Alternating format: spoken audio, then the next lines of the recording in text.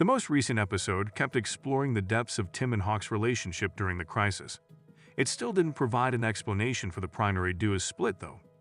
The circumstances would probably have an impact on Tim and Hawk's bond and put their relationship to the test, since things are anticipated to take a dramatic turn in the next part.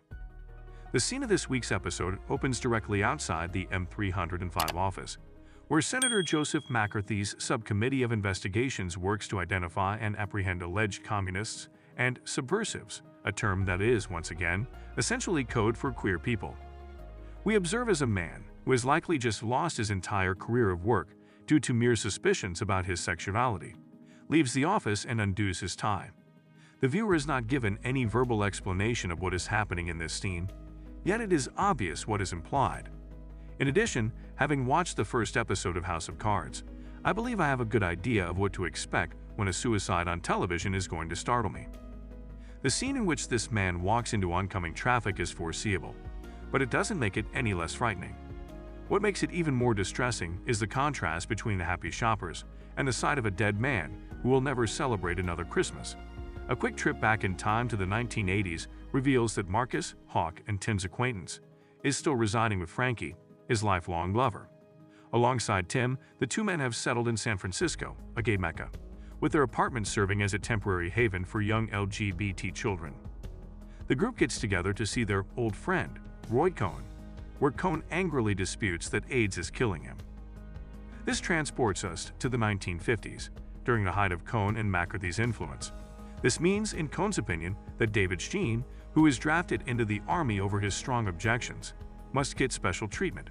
Weekend passes, a luxury apartment from which Shine may work throughout the day, and customized boots are all demands made by Cohn, implying the kind of close relationship between the two men that the two are purportedly trying to avoid.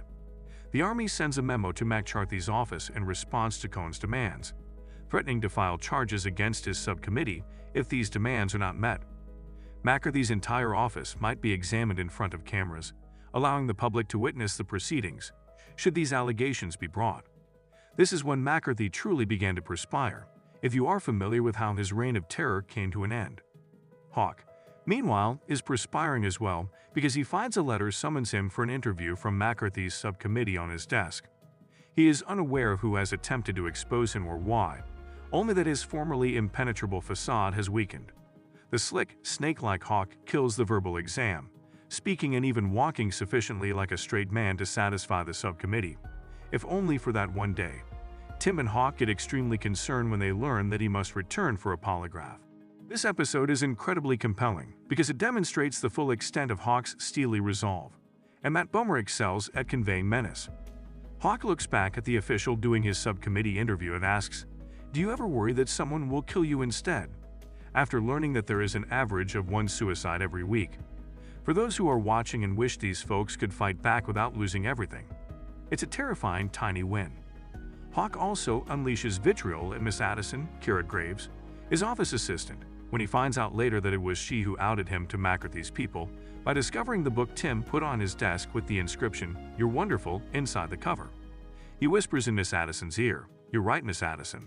I am amazing. Why don't you just endure the pain? Happy holidays." Fortunately, we get to see a sweet and lovely moment of Tim and Hawk on their final outing before the holiday. Hawk extracts information from Tim by caressing his chest beneath Tim's Christmas sweater, revealing facts about McCarthy's crumbling business. It's not just an info-trading session. I can't believe they pulled off a snowball-themed Christmas show, so seasonal. Blessings to my fellow travelers.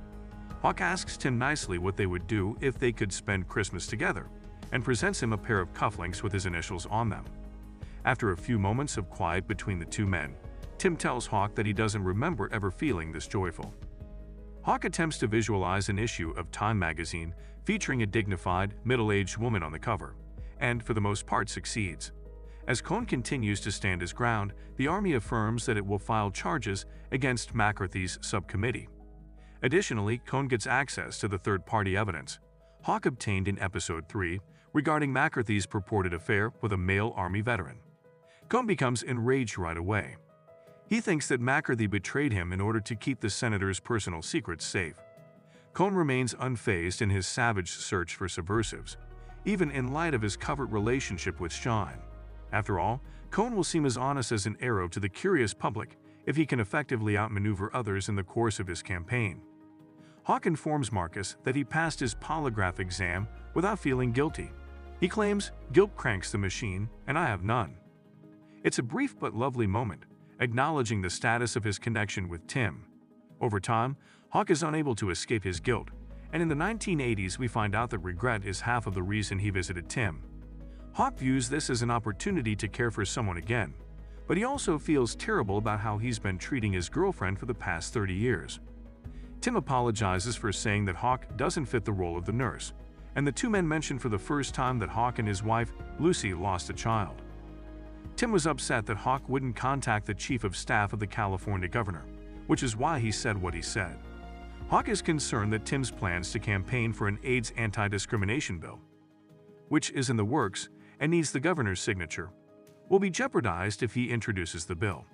Hawk storms out in his usual manner, only to return later to discover that Tim is hospitalized after suffering a seizure.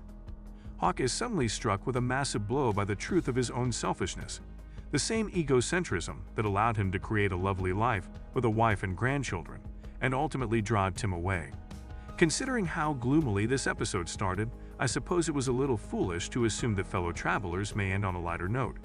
But this serves as a fantastic reminder that Christmas will never be quite as sweet as we're anticipating it to be.